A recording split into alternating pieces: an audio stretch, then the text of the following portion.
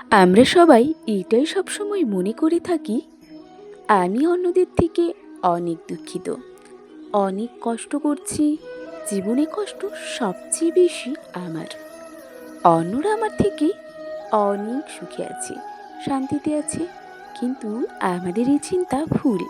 ভগবান আমাদের জন্মের সাথে সাথে জীবনে ভালোভাবে বেঁচে থাকার জন্য যা যা প্রয়োজন সব কিছু দিয়ে দিয়েছেন। নমস্কার বন্ধুরা, অমৃত কথাবাণী চ্যানেলে আপনাদের সকলকে জানাই স্বাগতম।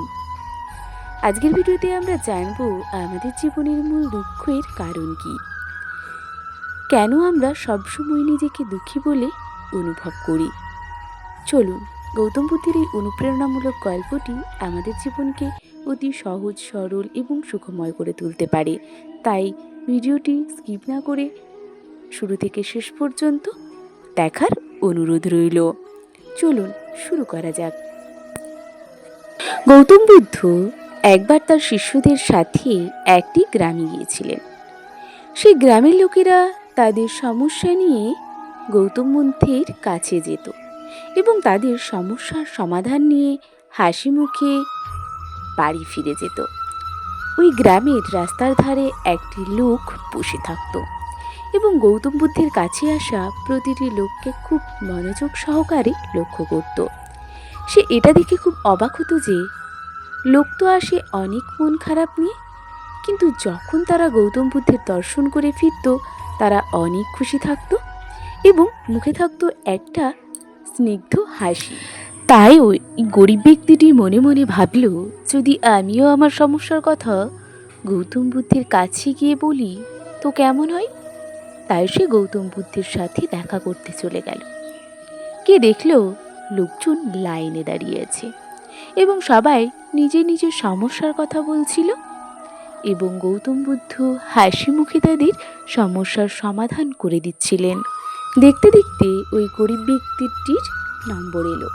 সর্বপ্রথম ওই লোকটি গৌতম বুদ্ধকে প্রণাম করে বলল, বাবা, এই গ্রামে সবাই সুখী, একমাত্র আমি গরিব এবং দুঃখিত। তখন গৌতম বুদ্ধ হেসে বললেন, তুমি এই গ্রামে একমাত্র গরিব, সেটার একমাত্র কারণ হলো আজ পর্যন্ত তুমি কাউকে কিছু দাওনি। গৌতম বুদ্ধের এই কথা শুনে লোকটি অনেক অবাক হয়ে গেল এবং সে গৌতম বুদ্ধকে বলল, বাবা, আমি গরিব, অন্যকে দেওয়ার মতো আমার কাছে কি কিছু আছে? আমি নিজেই অনেক কষ্ট করে ভিক্ষা করে দুবেলার দুমুঠো অন্ন জোগাড় করি।